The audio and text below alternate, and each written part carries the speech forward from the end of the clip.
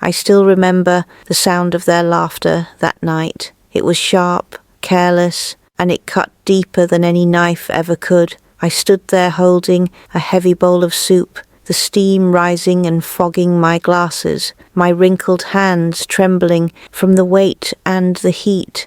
I had been cooking since the morning, my back aching, my knees swollen, but I kept going because I wanted my son to be proud of me. He loved hosting dinners, and even though I was tired, I always believed it was my role to support him, to make sure everything looked perfect. I thought my presence, my cooking, my love still mattered. But then, in front of all those people, my daughter-in-law, Clara, smirked, tilted her glass, and with her voice loud enough for the entire table to hear, she said, "Don't mind her. She's just the maid here." For a moment, silence fell over the table. I prayed it would stay that way, that maybe the cruelty would die in her throat. But then one of the guests chuckled and another followed, and soon the room was filled with laughter that wasn't at a joke, but at me, at my existence. I wanted the floor to open up and swallow me whole.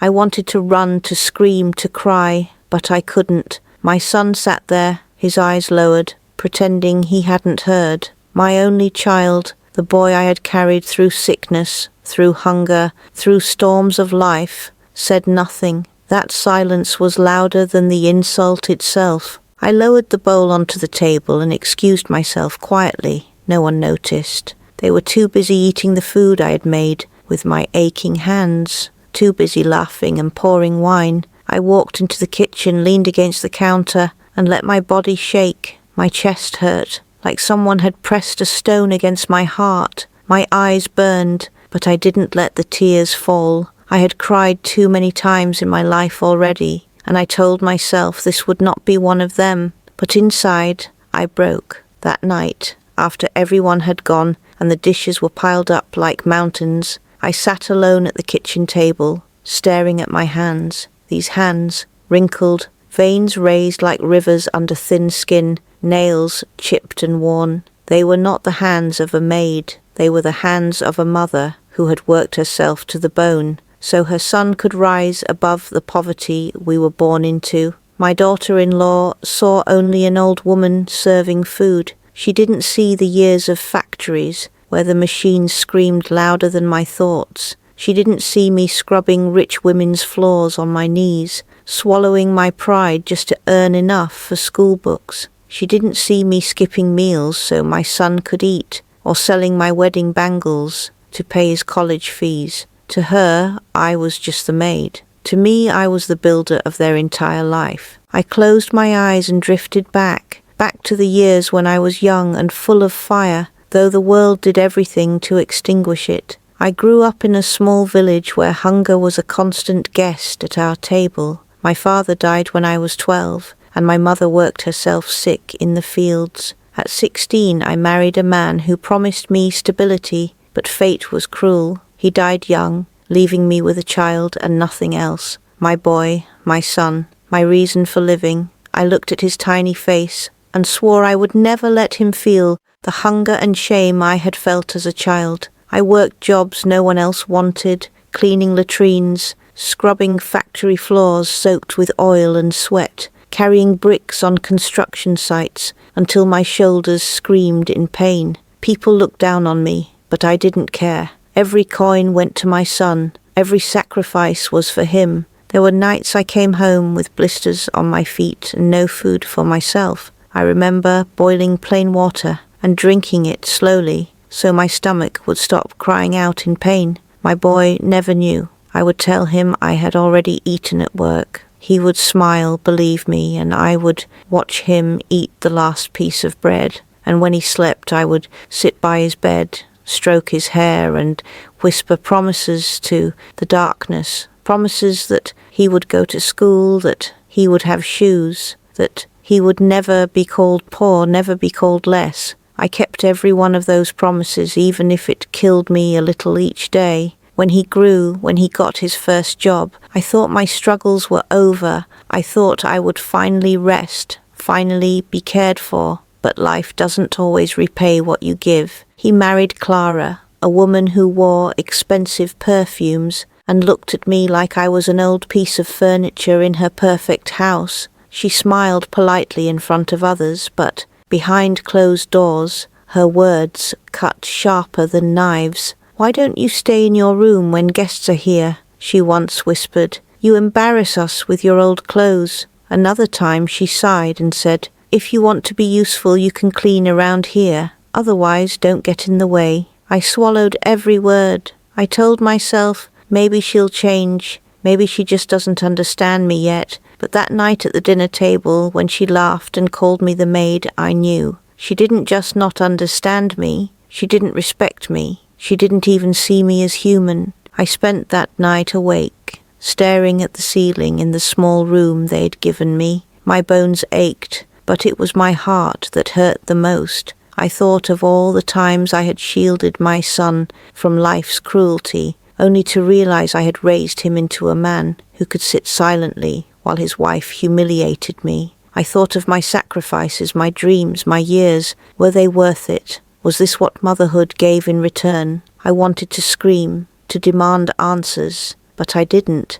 I stayed quiet, but in that silence, something inside me shifted. I promised myself I would not let this insult define me. Clara thought she had reduced me to nothing more than a servant. She thought I would bow my head forever. She was wrong. I was not done yet. I woke up the next morning with swollen eyes, though no one would have known because I had not allowed a single tear to fall. My body ached from standing all day before, my fingers still raw from chopping and scrubbing, but it was my chest that carried the heaviest weight. When I stepped into the kitchen, Clara was already there, sipping coffee from the porcelain cups I had once saved money to buy for my own home, cups she now claimed as hers. She didn't look at me, not really, just flicked her eyes in my direction and said in that sharp voice that carried a sweetness only for show, "There are leftovers from last night. You can heat them up for your breakfast."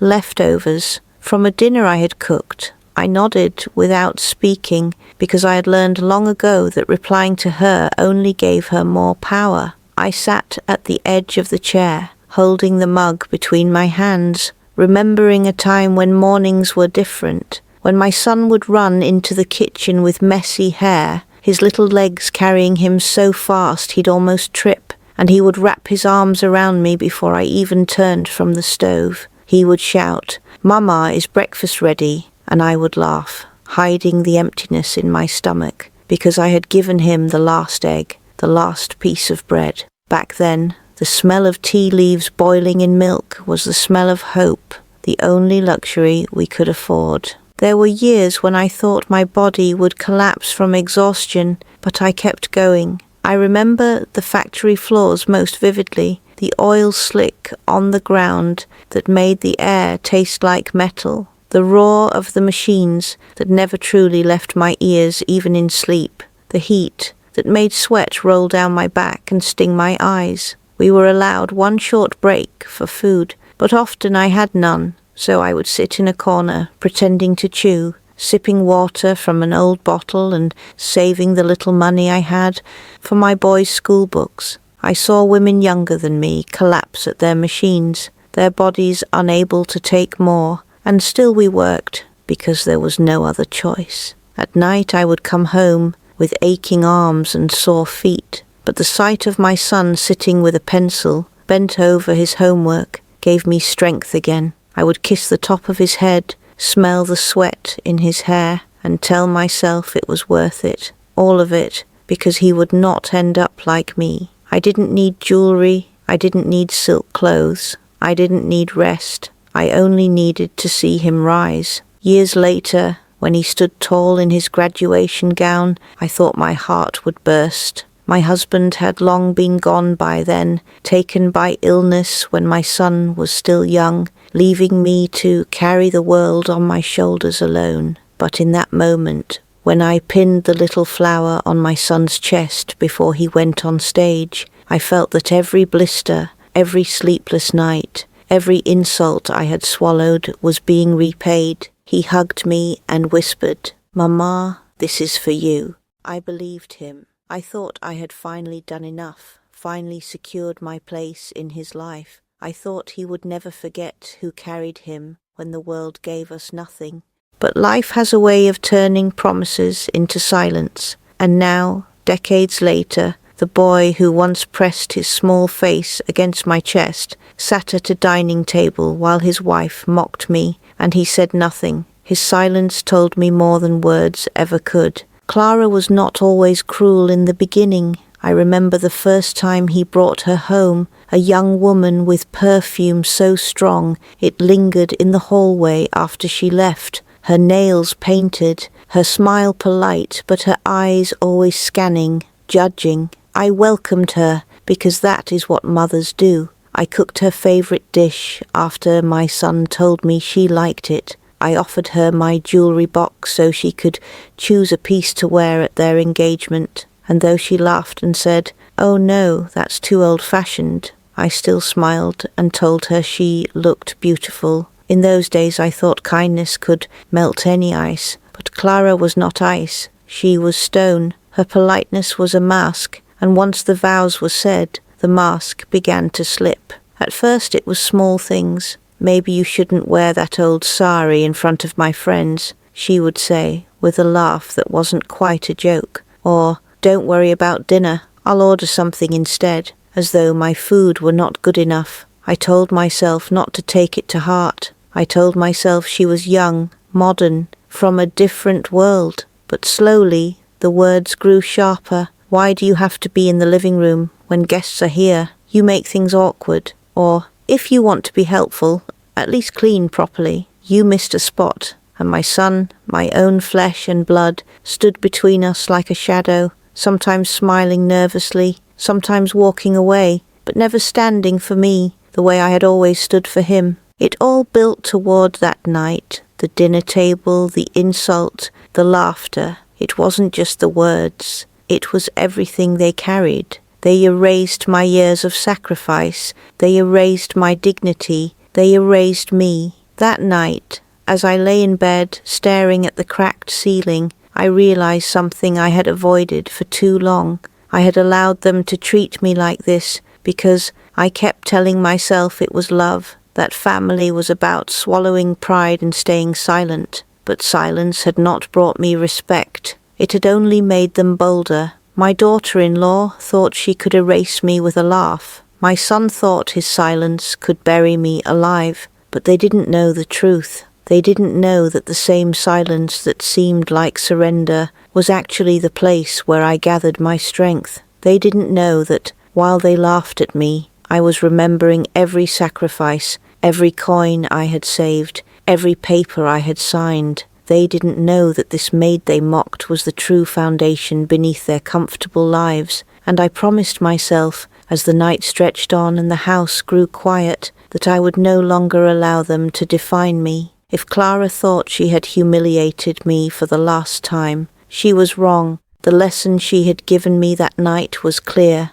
but the lesson I was about to give her would be one she would never forget. The days after that dinner stretched like shadows, long and heavy, and though the laughter had ended that night, it echoed in my head as though it had carved a permanent wound inside me. I moved through the house quietly, like a ghost that no one noticed, preparing meals, folding clothes, dusting shelves, but my heart was no longer in any of it. Every time I heard Clara's voice, sharp and commanding, I felt the sting of that word, Maid, rising in my chest like a thorn I could not remove. My son carried on with his life, as though nothing had happened. He went to work, came home late, sometimes patted my shoulder absent-mindedly, as though I were a piece of furniture he had grown used to, and went straight to bed. He did not ask me how I felt, did not notice the way my hand shook when I poured tea, did not hear the nights I whispered to myself, just to feel less invisible. Perhaps he noticed, and perhaps he chose not to see, because to see my pain would mean facing the truth about himself. That the boy who once clung to his mother's sari in fear of the dark had become a man who let his wife humiliate her without raising a hand or even a word in defense. I often sat in my small room in the evenings, the one tucked away at the back of the house where the walls were bare and the window looked out onto the neighbour's fence. Sometimes I would hear laughter from that house, the sound of children playing, and I would close my eyes and remember when my own boy was that age, when the house I once lived in was filled with the warmth of his giggles, when his little fingers tugged at my hand and his eyes shone with questions about the world. I used to sit with him for hours, telling him stories of my childhood, stories of hardship, but also of hope, and he would listen with wide eyes, promising me he would grow up and take care of me. Those promises feel like dreams now, sweet but cruel in the way they vanish with the morning. There was one night, many years ago, when he fell sick with a fever so high I thought I would lose him. I had no money left for medicine, not even enough to pay the doctor's fee. I sat on the floor of our small rented room, rocking him in my lap while his body burned, praying to every god I knew. When his breathing grew shallow, I ran out into the night barefoot, carrying him in my arms, the stones cutting into my feet. I begged the pharmacist down the street to give me medicine, and when he said I had no money, I dropped to my knees and showed him my bangles, thin gold, the last gift my husband had left me before he died. Take them, I begged. Take everything. Just save my son. He looked at me, pity softening his eyes, and finally gave me the medicine. My wrists felt naked as I left, but my boy's fever broke by dawn, and when he opened his eyes and whispered, "Mama," I knew it had been worth it. Every sacrifice was worth it. That night, I promised him silently that nothing in this world would come before him, not my pride, not my hunger, not even my life. But now, decades later, I sat alone in a quiet room while my son dined with his wife in the next, and I wondered if he remembered any of it. Did he remember the nights I stitched his torn school uniform by candlelight, pricking my fingers until they bled, just so no one would laugh at him the way they had laughed at me in school? Did he remember the winters I wrapped my thin blanket around him while I shivered through the night with nothing? Did he remember the way I never once let him see me cry, because I wanted him to believe the world was softer than it was? Perhaps he remembered, and perhaps it no longer mattered to him. Perhaps the comfort of soft beds, silk curtains and a proud wife had replaced those memories with something easier to bear. Clara grew bolder after that night. She no longer bothered to hide her disdain. She spoke about me openly, sometimes in front of the maid who actually came to clean the larger parts of the house. "Don't forget the laundry," she would say to me, her tone casual, as though I were one of the staff. "Can you polish the silverware before the guests arrive?" And when I hesitated, when my silence stretched too long, she would narrow her eyes and add, "If you're going to stay here, you might as well be useful." I did the work, not because I had to, but because I was watching, because I was waiting, because I knew something Clara did not know, something my son had chosen to forget.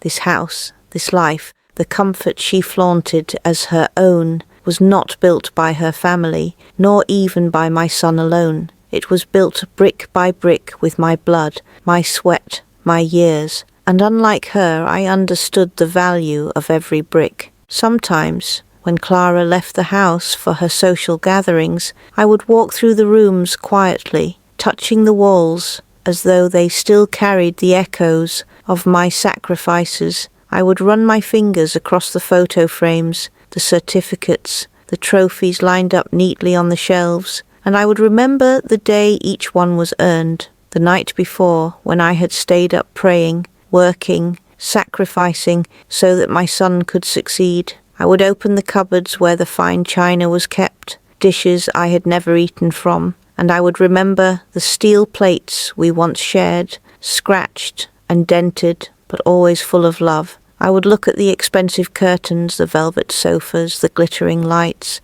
and I would remind myself that none of it came from thin air. It came from me, from my hands, from my years. Clara might call me a maid, but maids are paid for their work. I was never paid. I gave everything freely because I believed in love, in family, in the promise that one day it would come back to me. And so, in my silence, I began to plan. I thought about the deeds I still held, the savings I had tucked away, the will I had written long ago and never touched again. I thought about the house my husband and I had once started to build in the outskirts of the city, a house I had rented out quietly after his death, using the income to keep us afloat during the hardest years. Clara knew nothing of it. Even my son had long forgotten. I thought about the small bank account I still maintained in my name alone, the one I had opened with trembling hands the day I received my first real paycheck, the one I had promised myself would always be mine. They thought I had nothing. They thought I was powerless, dependent, weak. But the truth was I still had more power than they could ever imagine. And as I folded the laundry one evening, listening to Clara's laughter drift from the living room, I smiled to myself for the first time in years. She thought I was her maid. She had no idea I was about to become her greatest teacher. I began to notice the little ways Clara underestimated me. She spoke freely about me in front of her friends, as though I were deaf, as though old age had stripped me not only of strength, but of hearing and sense. "She's harmless," she once told a guest while I carried a tray of tea. "She wouldn't know what to do without us." I lowered the tray carefully, my face calm, but inside I was laughing, a bitter laugh that never reached my lips. Harmless, that was what she thought. She saw an old woman with tired eyes and trembling fingers, someone who bent under the weight of groceries, someone whose clothes no longer fit neatly, whose hair was streaked with silver. She did not see the years behind those wrinkles, the fire still burning beneath the ash. She did not see the woman who had fought life with her bare hands and survived. My son remained blind, or perhaps he chose blindness because it was easier than facing the cruelty of his wife. He avoided the subject of me altogether. He worked long hours, came home, smiled faintly at me, and when I tried to catch his eyes, to ask him silently whether he remembered who I was, he would look away. It hurt more than Clara's words, that silence. A stranger could insult me, and I could forgive it, but my own child's silence cut deeper than any insult. Still I waited. Patience had been the only wealth I carried all my life, and now it would serve me again. In the evenings when they left for their outings, I would sit by the window in my small room, holding the old tin box where I kept my papers. Inside were the deeds to the small house my husband and I had started years ago, now rented to a kind tenant who always paid on time. There was the bank book with my modest savings, carefully added to through the years, with money I had hidden away little by little from my factory wages, from sewing jobs, from every sacrifice that went unnoticed. And there was my will, folded and refolded so many times that the edges were frayed. I traced my fingers over the words I had written long ago, the words that left everything to my son. But as I looked at it now, I wondered, had he earned it? Had Clara earned the comfort she mocked me from? Number. They had mistaken my silence for weakness, but silence can be sharper than speech when the time is right. One afternoon, Clara walked into my room unannounced, her heels clicking against the floor, her perfume thick in the air. She looked at my box on the table and laughed. "Still holding on to your old junk?" she said. "You don't need to worry about anything, you know. We'll take care of everything when the time comes." Her words were sweet, but the look in her eyes betrayed her. Sharp, greedy, dismissive. I closed the box slowly, meeting her gaze for the first time in a long while. "Yes," I said quietly. "When the time comes, everything will be taken care of. She smirked and left, not realizing that my words carried a promise she could not yet understand. At night, I prayed not for strength, I already had that, but for patience, for timing. A lesson given too soon is wasted, and I wanted mine to strike deep. I thought of all the years I had lived, all the battles I had fought, and I knew this would not be won with anger or shouting. Clara would not learn if I broke dishes or screamed at her. No, she would only mock me more. She needed to be taught in the only language she respected. Power. And power, though she believed she held it, still lay quietly in my hands. The days turned into weeks, and slowly I began to prepare. I visited the bank quietly one morning, while Clara thought I was at the temple. The clerk, a young man, looked at me with surprise when I handed him my documents. "Are you sure you want to make changes, ma'am?" he asked kindly. I smiled, a tired but firm smile. "Yes," I told him. "I want everything to go exactly where it should." My hands shook as I signed the papers, but my heart was steady. For the first time in years, I felt a flicker of control return to me. I walked out into the sunlight, my steps slow but filled with a strength I thought I had lost. When I returned home, Clara was waiting, her arms crossed, her lips pursed. "Where were you?" she demanded. "You didn't tell me you were going out." I looked at her calmly. "I went to the temple," I replied, and her suspicion eased, for she thought I was nothing more than an old woman clinging to faith. She didn't know I had already begun shaping the lesson that would fall upon her like thunder. The weeks that followed were heavy, though not with the weight of chores or rage, but with the burden of holding my silence, while Clara's words grew sharper each day. She grew confident after that night, at the dinner table, as though my lack of protest had proven to her that I was beneath her completely. She no longer waited for private moments to issue her commands. In front of guests, she would hand me dishes with a flick of her hand, saying, "Take this to the kitchen, it's too salty," or gesture at crumbs on the floor and say, "Clean that up before someone trips." The guests would glance at me, some uncomfortably, others with mild amusement, but no one spoke. And my son sat there, sometimes forcing a smile, sometimes pretending not to hear.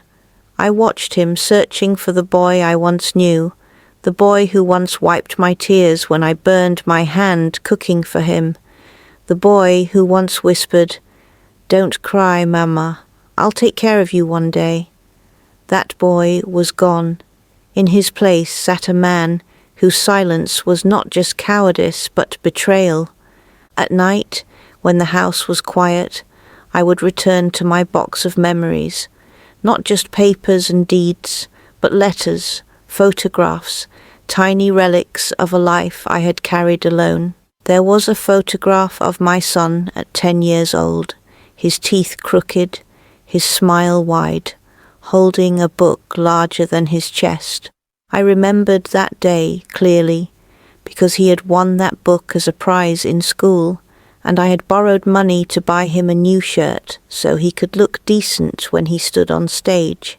I remembered pawning my earrings that morning, tiny silver hoops my mother had given me when I married, because nothing mattered more than his dignity. I remembered the way he looked at me afterward, his eyes shining, as though I had given him the world. That photograph was worn now, the corners bent, but every time I looked at it, the ache in my chest grew heavier. How quickly children forget the hands that held them, the sacrifices that built them.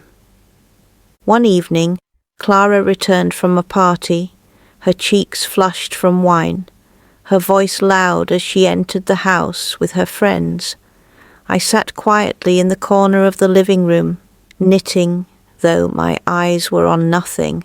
Don't mind her, Clara said, laughing, pointing at me as though I was some object of curiosity. She just likes to sit there and keep busy with useless things. Old people need hobbies. Her friends laughed politely, and one of them even asked, "Why don't you hire proper help instead of making her do things?" Clara smirked, her eyes flicking to me, and replied, "Oh, she insists. You know how it is with old people. They need to feel useful." I lowered my head, my hands tightening around the yarn until my knuckles turned white. I wanted to scream, to remind them that this house they sat in, with its polished floors and golden lights, was standing because of me. But I said nothing. My silence was no longer weakness. It was a shield. Every cruel word she threw was no longer breaking me, but feeding the fire I carried inside. My plan was unfolding slowly, almost invisibly, but I could see it taking shape. I visited my lawyer quietly, an old friend who had known me since the days I worked in the factory. He looked at me with surprise when I explained what I wanted. But he did not argue. He drew up the papers carefully, and when I signed them, my hand did not tremble. "Are you sure about this?" he asked softly. I looked at him and said, "I have been sure for years. I just needed to wait for the right moment." I walked home that day, with the papers safely hidden in my bag, my heart steady. Clara thought she had control, thought she could define me with her cruel laughter, but she was about to learn that the world she stood on was not hers to command. At the same time, I began to test her, little by little. I started feigning forgetfulness, pretending I had misplaced small things, leaving her to grow bold in her assumptions. She mocked me more openly in front of neighbours, even in front of the housemaid. "She's getting old," Clara would say, sighing dramatically. "Sometimes I think she doesn't even know what's happening around her." The maid would glance at me nervously, and I would smile faintly, letting Clara believe her own lies, because the more she believed I was weak, the less she would notice the strength I was quietly gathering. My son remained blind to all of it, too busy with work, too tired to notice the cracks in his own home. But I noticed everything. And as the days passed, I began to dream of the moment, the one that would come like a storm after a long drought. I imagined Clara's face when the truth unfolded, when the foundation she stood on shifted beneath her feet. I imagined the silence around the table then, not filled with laughter at me, but with shock at her, and I promised myself again and again that when the moment came, I would not raise my voice, I would not lower myself to her cruelty. I would simply show her the truth, and the truth, once revealed, would do what my silence could not. It would shatter her arrogance and remind her who I truly was. The breaking point did not come all at once, but in small cracks that widened with each passing day. Clara's confidence grew, her words sharper, her laughter colder, until the walls of the house seemed to echo only with her contempt. I watched her parade her friends through the living room, offering them drinks in crystal glasses, while I slipped silently in and out of the kitchen, carrying trays, cleaning spills, clearing plates. She no longer even pretended to hide her disdain. "Don't worry, she's used to this," she said once, when a guest apologized for asking me to fetch something. "She's always been more comfortable serving than sitting." The words hit me like stones, but I kept my face blank, my steps steady. What Clara never understood was that every insult she hurled was a stone I was quietly stacking, building a tower of proof that would one day bury her pride.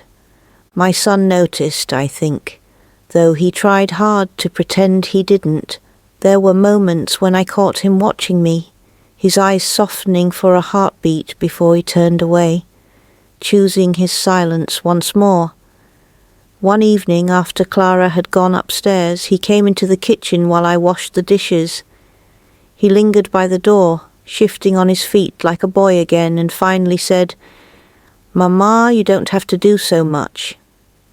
Just rest, okay?" His voice was low, almost guilty, but before I could reply, Clara's voice rang from upstairs, calling his name, sharp and commanding. He glanced at me once more and left, his shoulders slumping, his footsteps heavy. That night I lay awake wondering when my son had become a man who could be silenced so easily, when the bond between us had thinned to nothing more than a thread. But I did not despair. Pain had been my companion all my life, and I knew how to carry it without breaking. Instead, I began to weave my pain into patience, and my patience into power. I made another visit to the lawyer, adjusting the details of my will, ensuring that what I left behind would not fall into hands that mocked me. I arranged meetings quietly, walking slowly through streets I had known for decades, my steps slow, but my purpose strong. I met with the tenant of the small house I had kept hidden all these years, collecting the rent with a faint smile as I assured him he could stay as long as he wished. That house was mine, my proof that I was more than they believed, my reminder that I had built something lasting long before Clara entered my life. Clara's arrogance, meanwhile, reached new heights. One afternoon when neighbours came over, she waved her hand at me as I poured tea and said with a laugh, "She likes playing maid, don't mind her." The words hung in the air, sharp as knives, and I saw the discomfort in the neighbours' eyes. They smiled politely, but their glances told me they understood the cruelty in her tone. My son was there too, sitting stiffly, his jaw tight, but again he said nothing. I wanted to ask him then, wanted to shake him and demand why he let her treat me this way, why the boy I had once carried on my back through floods and storms could not carry his voice for me now. But I stayed silent because my silence was no longer surrender, it was strategy. At night, I returned again to my memories, letting them flood me, not with sorrow but with strength. I remembered the night I walked miles to fetch clean water, when our well ran dry, carrying heavy pots on my head until my neck ached. Also my son would not go thirsty. I remembered the winters I worked extra hours, my fingers numb and bleeding from cold, so I could buy him a proper coat. I remembered the joy on his face the day he was accepted into university, the way he lifted me off the ground, laughing, saying, "Mama, we did it." Those memories were no longer wounds, they were weapons. They reminded me that I had survived worse than Clara's words, that I had fought harder battles than her arrogance. She thought she had reduced me to nothing, but in truth she had only sharpened the edges of my resolve. I began to notice small changes in the air around us. The maid who once looked at me with pity now looked at Clara with thinly veiled disdain. The neighbours who once greeted Clara with admiration began to greet me first, their smiles warmer, their respect unspoken but clear. Even my son seemed restless, his silences heavier, his eyes lingering on me as though he wanted to say something but could not. And Clara, blind in her pride, did not see it. She only saw the old woman she thought she had conquered, not realizing that the tide was already turning beneath her feet.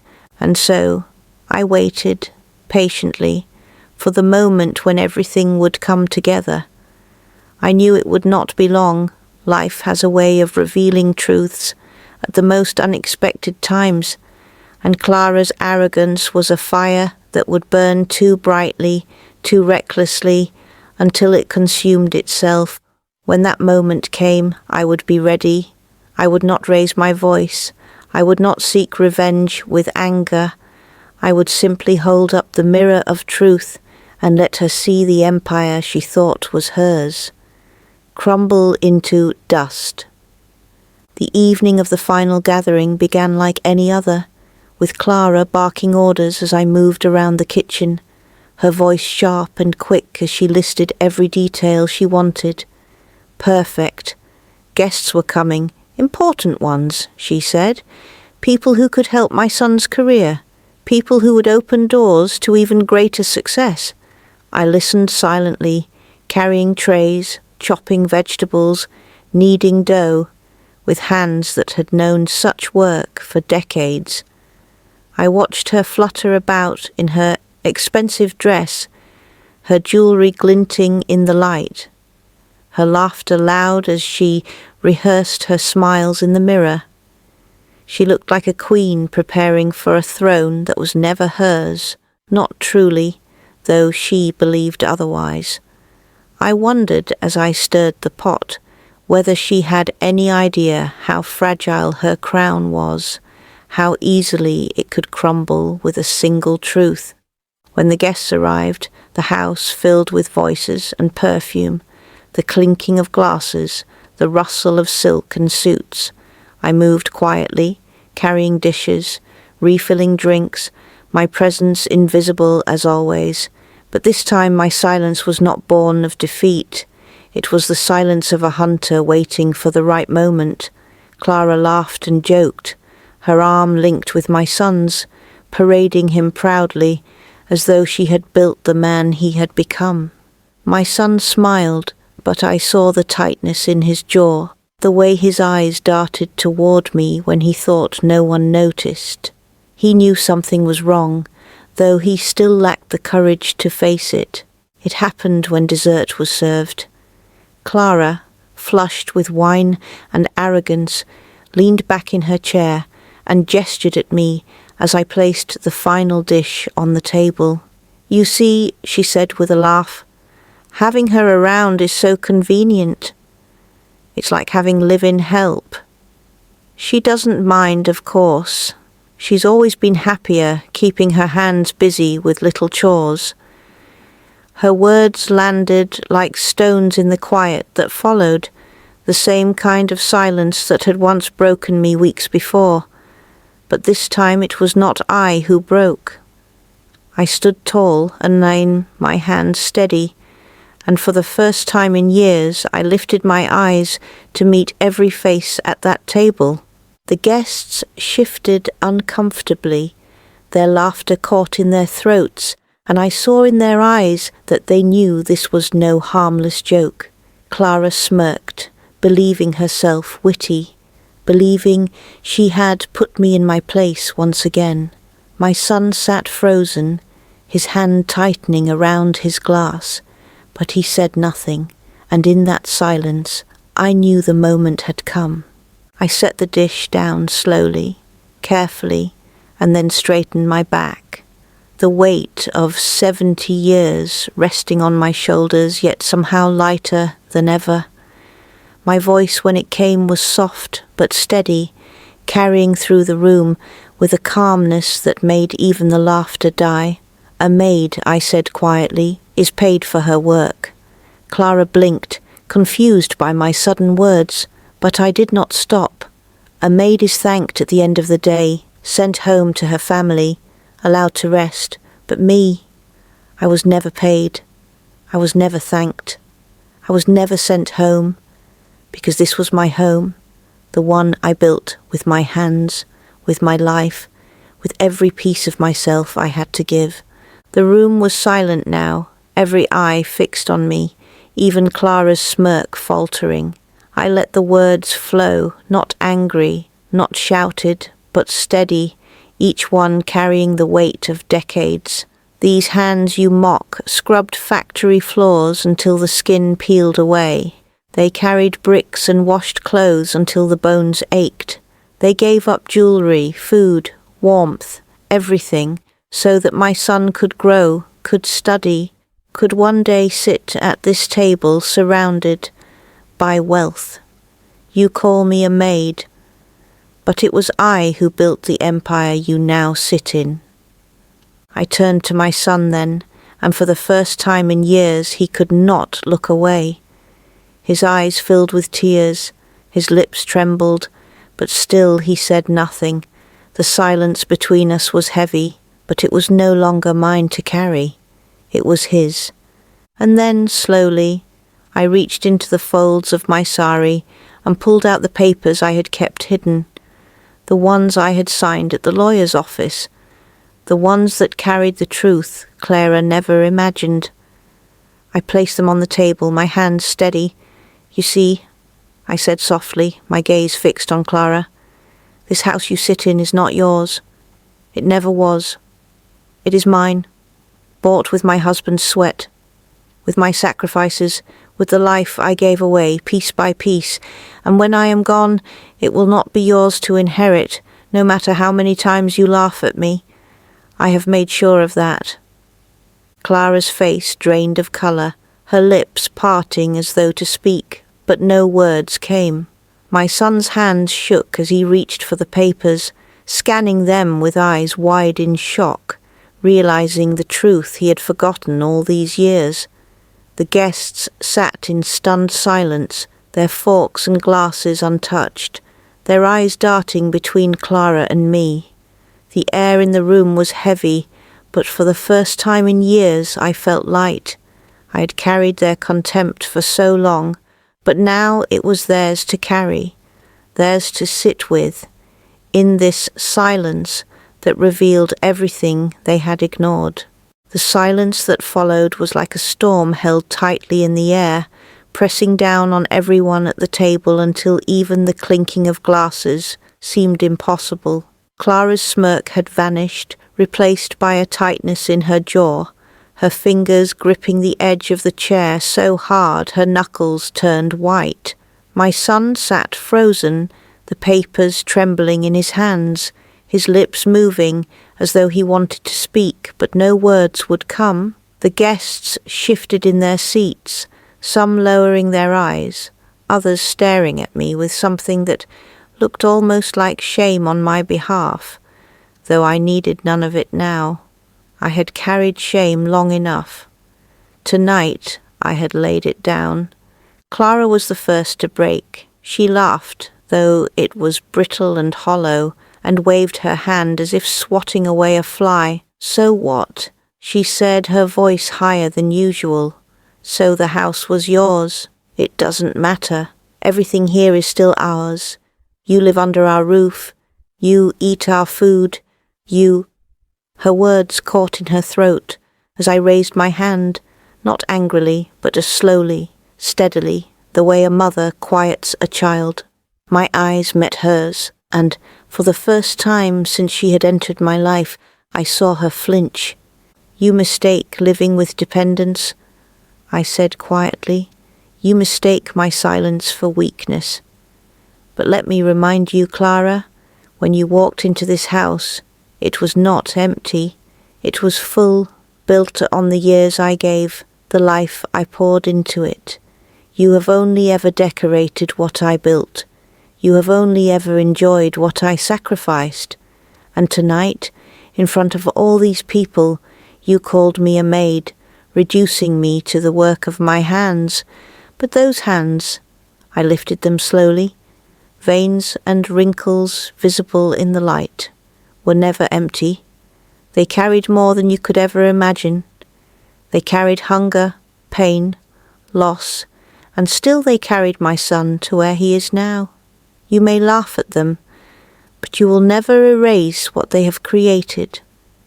My son's face crumpled then, tears sliding down his cheeks as he finally found his voice. "Mama, I didn't know," he whispered, his voice cracking under the weight of guilt. He looked at me, his eyes pleading, but I did not move toward him. "You knew enough," I said softly. "You knew when she laughed at me. You knew when she dismissed me. You knew when your silence cut deeper than her words. You chose not to see because it was easier. But easier is not the same as right. And one day when I am gone, it is not Clara's laughter you will remember. It is this silence of yours that will haunt you. His shoulders shook, and he lowered his head into his hands, the papers sliding from his grasp onto the table. The guests began to murmur, their eyes darting between us, and I could see the shift in their faces. Whatever they had thought before, whether they had pitied me, dismissed me, or laughed along with Clara, they now saw something else. They saw the truth, raw and undeniable, laid bare in my words and my presence. Some of them looked at Clara with disapproval, others at my son with disappointment, but none of them looked at me with pity. For the first time in a long while, they looked at me with respect. Clara's voice rose again, desperate now, trembling with the fear she tried to hide. This is ridiculous. You're just trying to embarrass me. You think anyone cares about your sacrifices. That was years ago. Times change. People move on. You can't live in the past forever. I looked at her, not with anger, but with the kind of pity one reserves for someone who has never understood the weight of love. You are right, I said gently. Times do change, but character does not. A person who forgets where they came from will always fall, no matter how high they climb. You see my past as a burden. I see it as proof that I lived, that I gave, that I survived. And when people remember me, they will not remember laughter at a dinner table. They will remember a woman who built an empire with nothing but her 2 hands. Tell me, Clara, when they remember you, what will they see? Her face reddened, her lips tightening as she looked around the table and saw the eyes of the guests no longer admiring her, but judging her, weighing her cruelty against the truth they had just witnessed. She pushed her chair back abruptly, muttering something about the room being too hot, and left the table in a flurry of silk and perfume. My son remained behind, his head still bowed, tears staining the papers at his side. I did not follow her. I did not comfort him. I simply stood there, my back straight, my voice steady, and let the silence settle once more. When the guests finally excused themselves, their words were careful, their glances toward me soft with something that felt like apology. One of the older women touched my hand gently and whispered, "You are a remarkable woman." I smiled faintly but said nothing. I needed no validation, no applause. The truth was enough.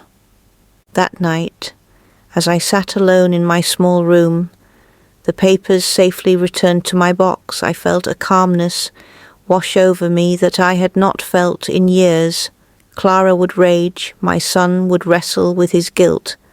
The house would carry the echoes of that night for a long time. But I had done what I came into this world to do. I had spoken the truth, I had taught the lesson, and I had reclaimed the dignity that was mine all along. They had called me a maid, but I had shown them I was a mother, a builder, a survivor, and as I lay down to rest, I whispered to myself the words I wished Clara would one day understand. Mothers do not build for recognition, they build because love demands it. But love, when mocked, becomes strength, and strength, when revealed, cannot be forgotten. The house was different after that night, though no one spoke of it directly. Clara avoided me for days, her footsteps sharp and hurried whenever she passed my room, her eyes refusing to meet mine. I would hear the slam of doors upstairs, the hiss of her voice as she argued with my son late into the night, her anger spilling over in harsh words that she thought I could not hear. "You should have stopped her," she hissed once, her voice trembling with fury. "You let her humiliate me in front of everyone. Do you know what people will say? Do you know how they'll look at me now?" My son did not answer, or perhaps his voice was too soft for me to catch, but the silence that followed was heavier than words. I imagined him sitting with his head in his hands, just as he had at the table, and I wondered if he finally felt the weight I had carried all those years alone. Neighbours began to look at me differently too. Women who once smiled politely from a distance now paused to greet me with warmth, their eyes soft with something deeper than courtesy. The maid who had once pitied me quietly now spoke to me with respect, her tone gentler, her movements careful as though she had witnessed something sacred. Even the air in the house shifted, though Clara tried to cover it with louder laughter, brighter dresses, more extravagant dinners. She still held her head high, but her eyes betrayed her, darting toward me when she thought no one was looking, as though checking whether I might rise again with another truth. What she never understood was that I didn't need to. Once truth is spoken, it does not need to be repeated. It lingers, echoing in the silence that follows, reshaping everything around it. My son grew quieter after that night. He still left for work, still came home, but there was a heaviness in him that had not been there before. One evening he came to my room, his face pale, his hands trembling as he sat at the edge of my bed. For a long time he said nothing, only stared at the floor like a boy caught in wrongdoing. Finally he whispered, "Mama, I don't know how to face you." His voice cracked, and tears fell silently down his cheeks. I placed my hand gently on his, the same hand that had once guided him across streets, wiped his tears when he was small, fed him when there was barely enough for one. "It is not me you need to face," I said softly. "It is yourself. You knew the truth deep inside, but you chose silence. Silence is easy, my son, but it costs more than words ever will, and now it will cost you sleepless nights." He sobbed then, burying his face in my lap like he had done as a child, and I stroked his hair slowly, silently. Forgiveness is never given in words. It is given in presence, in the hand that does not pull away. Clara, however, did not change. Pride is a poison that blinds those who drink too deeply. She carried on with her life, her voice still sharp, her eyes still cold, but something in her had cracked. I saw it in the way she hesitated before speaking about me, in the way her laughter fell flat when she tried to make me the subject of her jokes again. She had lost the audience she once commanded, and without it, her cruelty was only an echo of itself. I did not need to confront her further. Life would do that for me. People remember cruelty, and people remember dignity, and in the long run, it is dignity that outlives mockery. In the quiet of my small room, I often reflected on all that had passed. I thought of my husband, gone too soon, and wondered if he would have been proud of how I had carried our family. I thought of the years in the factory, the smell of oil and sweat, the endless clatter of machines, and how far away it felt now, like a dream I had once lived. I thought of my son as a child, his small hand in mine, his laughter in the rain, his promises whispered against my chest, and though his silence had broken me, though Clara's cruelty had wounded me, I realized that I did not regret my sacrifices. Love is not an investment that promises return. Love is a seed planted in barren soil, watered with blood and tears, and sometimes it grows into a tree. Sometimes it grows into silence, but still it grows because it must. Sometimes, late at night, I would sit by the window and watch the stars, my hands folded in my lap, and I would speak to the darkness as though it carried the voices of those I had lost. I was never a maid, I whispered. I was a mother, and mothers build empires not with money or power, but with sacrifice. They do not ask for thanks, but they deserve respect, and if respect is denied, it does not vanish. It waits quietly until the truth demands to be seen. I knew my story was not just mine. It belonged to every woman who had given everything and been mocked for it. Every mother whose love was mistaken for weakness. Every grandmother whose silence was mistaken for irrelevance. My voice carried their voices too, and that gave me peace. The house grew quieter as the months passed. Guests came less often, and when they did, their eyes lingered on me with curiosity, sometimes with guilt. Clara still tried to smile her way through, but the cracks were clear, and my son's silence was heavier than ever. He came to me often now, sitting with me in the evenings, not speaking much but staying close, his presence an apology he did not know how to put into words. I accepted it, because in the end love is not about perfect sons or flawless families. It is about endurance. It is about continuing to give, even when the world forgets you. And so, as I sit here now, telling you this story, I want you to remember one thing. Do not mistake silence for weakness, and do not mistake sacrifice for servitude. We mothers, we grandmothers, we are not maids.